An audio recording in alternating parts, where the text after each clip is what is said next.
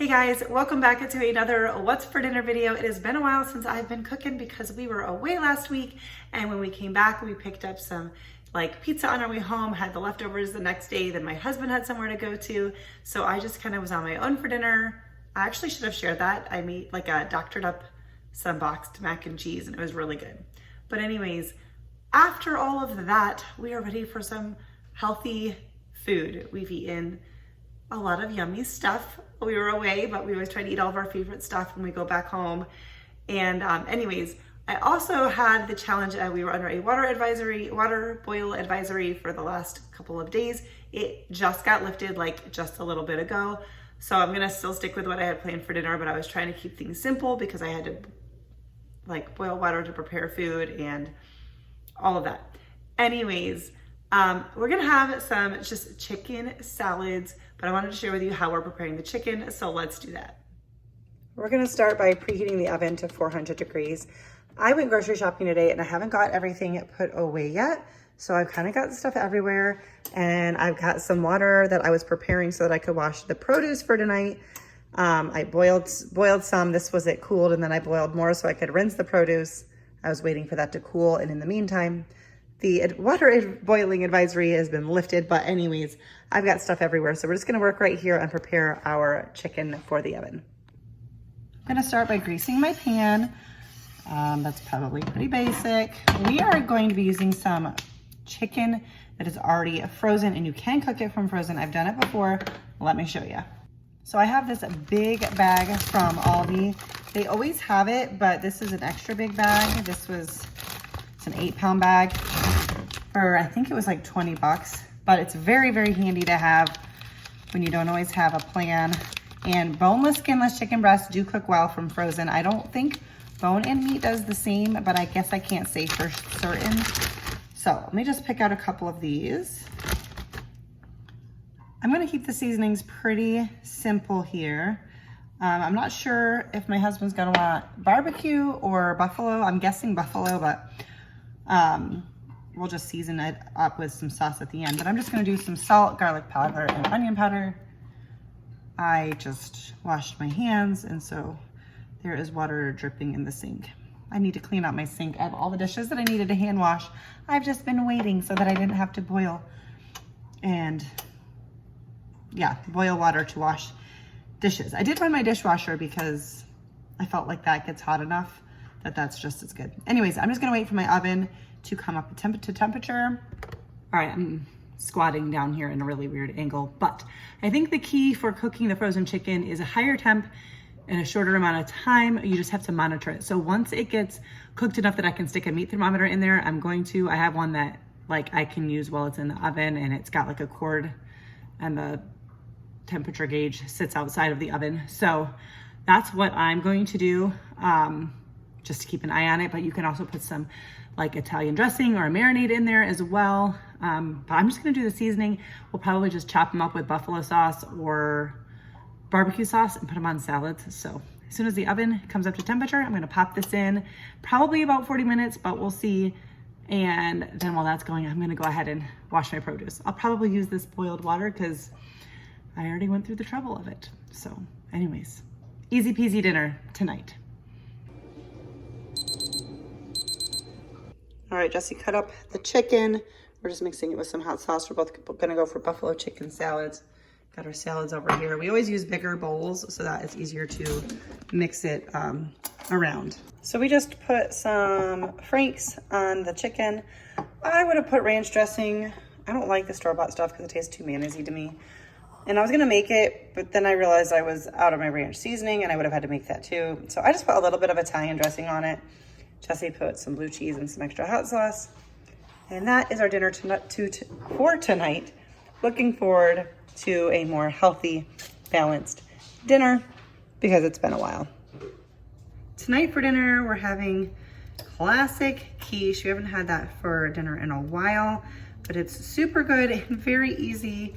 It does require the oven, so if you don't have air conditioning, maybe you don't want to do this in the summer, but of course you could do it for breakfast. But we do have air conditioning, so I don't mind. I'll have the recipe down below if you want it. but it's pretty easy and flexible. You can just put whatever you want in it. We typically do ham and cheese, and a lot of times we do broccoli. So right now I'm obviously grating up the cheese. I'm just gonna grate up all of this. I won't need quite all of it. I've got broccoli on the stove steaming. You wanna cook it mostly, but not all the way. I've got my pie crust coming to, not totally room temperature, but kind of room temperature. It's just the pre-made one from Aldi. And we're also gonna have some hash browns from Aldi. And I'm just going to use this lunch meat in my, as our ham. I might put in some bacon pieces as well. I probably will.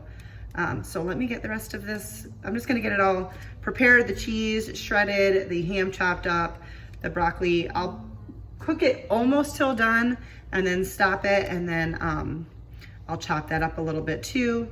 And then we'll go ahead and assemble it. I pulled the pie crust out of the refrigerator just a few minutes before I started working with it, just to let it warm up a little bit. It does make it easier. Just don't let it get too warm, otherwise it's gonna be difficult to work with. But like 10 minutes or so is pretty good. And I just spread that out in the pie plate and nothing fancy. I also got my eggs and milk ready. It's just 6 eggs and 3/4 cup of milk and about 3/4 teaspoon of salt. And then I set that to the side. For the quiche, just layer in the ham and cheese. It's about 1 cup of ham or 1 cup of meat, whatever you decide to do, and 1 cup of cheese. And then I also put in about 1 cup of chopped up cooked broccoli. Pour the egg mixture on top, and then add another 1/2 cup of cheese on top. I did add a little bit more salt on top of the broccoli just because I figured with the broccoli it might need a little bit more salt. And then the quiche goes in the oven. Normally I do 375. I did it at 400 because the hash browns are supposed to go in at 425, so I picked the in between, and I'm gonna put that in for about 35 to 40 minutes. I may have to check on it a little bit earlier because I bumped up the temperature, and then I'll put the hash browns in. They take about 20 minutes altogether. So partway through the quiche, I'll add the hash browns. You want the quiche to sit out for about 5 to 10 minutes to cool a little bit before you cut into it. So while that was happening, I let the hash browns finish up cooking, and that's our dinner for tonight. And it's pretty balanced. I mean, protein and veggies, you know, it's not all bad, and it's easy.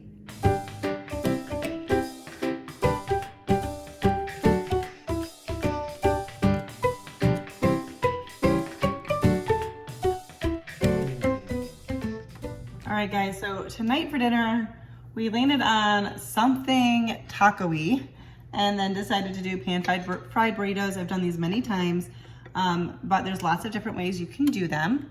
So I heated up some tortillas. We use the large ones. I just did a damp cloth. You can also just do a damp paper towel. That just kind of softens them up a little bit. And you can put in whatever you choose. So I'm gonna do my husband's first. I'm gonna really try not to like overfill these. I have some cheese. I'm gonna do a little bit of diced tomato with green chilies, some black beans. I purposely used a smaller spoon to try to prevent me from overfilling it. Got some brown rice. Cooked up some peppers and onions from the freezer for him. I don't care for those myself. A little bit of corn. That adds a really nice texture. Really anything you want though, for tacos, nachos, whatever you normally put on. I'm gonna just shift the camera a little bit. Not quite done, I still have to add the meat over here, but I've got a pan here heating up, and I'm gonna put in some avocado oil. There's a new bottle there, that's why that made that noise. You also want, most of the stuff, like the canned stuff was like room temperature. The rice and the meat, that's all been warmed up, and you do want it warmed up because it's not gonna like heat totally through on here. Now I'm just gonna put a little bit of taco meat. This dinner was super easy because this taco meat was already done up in the freezer. Whenever I have any extra, I just throw it in the freezer. Makes for a really easy night. So I just heated it up. I did it slowly so that I wasn't like, I didn't wanna like, you know, torch the thing. And then I added a little bit more water and a little bit more taco seasoning just so that it wasn't dried out. Let's see how I did. I am I'm afraid these might be a little bit brittle, but I think just on the edges, so I think it'll be okay. And I hope you can see what I just did. You fold in the edges and then roll it, and then you put it in seam side down. And you want to get it nice and golden brown, and then we'll flip it and do the other side.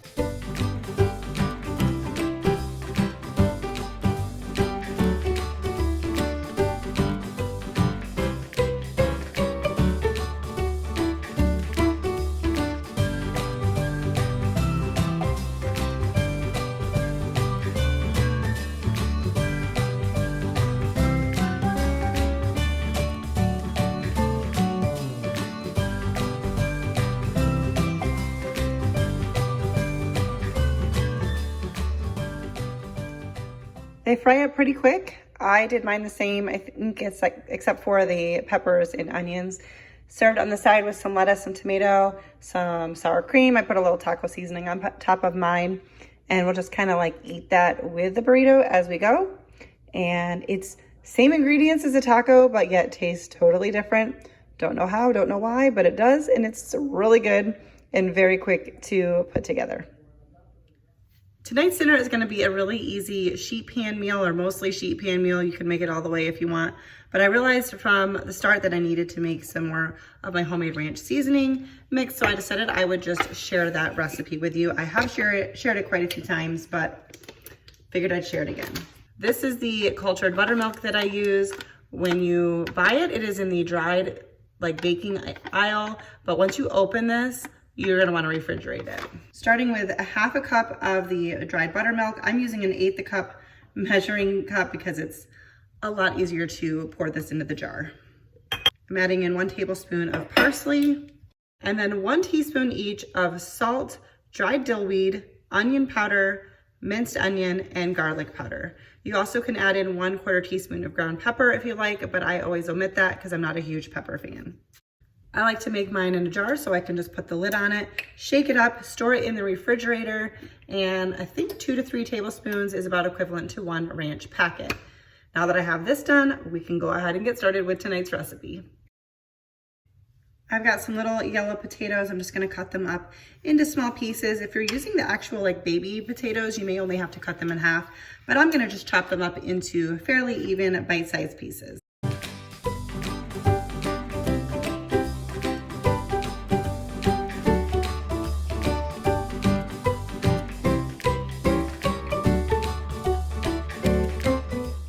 I'm gonna drizzle on some avocado oil. We're baking these at 450, and so I chose avocado oil instead of extra virgin olive oil just because I think avocado oil does better in the high heat. It's got a 500-degree smoke point.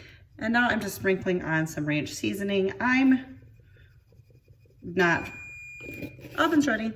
I'm not measuring either of these, obviously. Just do that based on how much potatoes you got. And I think I still did more potatoes than I needed for 2 of us, but that's okay. Maybe I'll have the leftovers with breakfast. A little more ranch, a little more avocado oil. Got my baking sheet lined with parchment paper, and I'm just gonna spread these out on half of that. Just make sure you get them in a single layer. I've got a couple frozen chicken breasts from Aldi, and I'm just putting them on the pan, seasoning them with some salt, garlic powder, and onion powder. You could also add another vegetable on the sheet pan to make it a full sheet pan meal, like broccoli or Brussels sprouts, green beans, carrots, but we're gonna do a fresh salad with this, so this is all I'm gonna put on here. These chicken breasts cook up really well from frozen. I'm gonna put this in the oven at 450. I'm gonna check on it after 15 minutes. It's not gonna be done after 15 minutes, but about 15 minutes, I'm gonna check on it and probably flip these, season the other side, and then put them back in. And then towards the end, which I'm thinking 30 to 40 minutes overall, I will put a little bit of barbecue sauce on top of the chicken.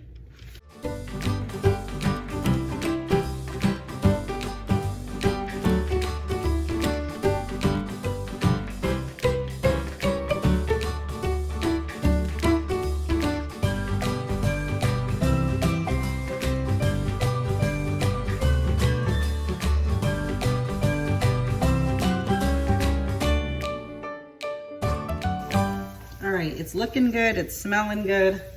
I'm going to give the potatoes a little toss.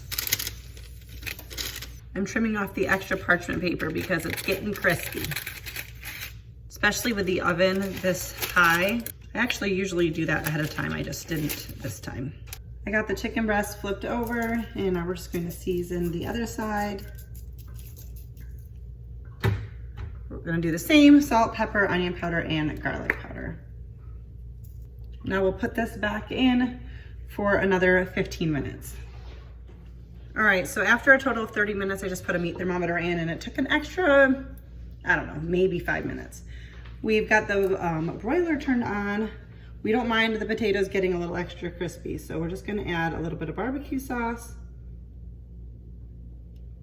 and then pop this under the broiler for about 2 to 3 minutes. Oh yeah. You open up the oven door for me. That was me. That was Putting in my all natural, normal self. totally Actually, normal. it It actually is kind of normal. I mean, it's not normal, it's just normal for you. You wanna get salad dressings? I cut up some salads while the sheet pan meal chicken potatoes was in the oven. So we're having this along with the other stuff, which will be out of the oven in just a minute. I accidentally recorded this clip in slow motion, which is why there's a flickering of the light. But although the parchment paper is nice and crispy, the potatoes and chicken came out perfect. And my smoke alarm went off immediately after filming this clip. But all is good, and dinner was good. And we were eating outside tonight. Here is our fantastic dinner and a good old Polar Pop. I wanted to give a quick comment on tonight's dinner. It was fantastic. The crispiness on the potatoes was like the right amount. It was so good. I personally would have preferred a little bit more seasoning on the potatoes, but that was about it. They were so good. So that's it. Just wanted to mention that in case you decide to make them. I mean, it's not like it's a whole big recipe, although I do have a recipe that I'll have linked for you, but it's just oil and ranch seasoning. But in my opinion, go a little heavier on the ranch, but it was delicious. We have no leftovers, so that's a good sign.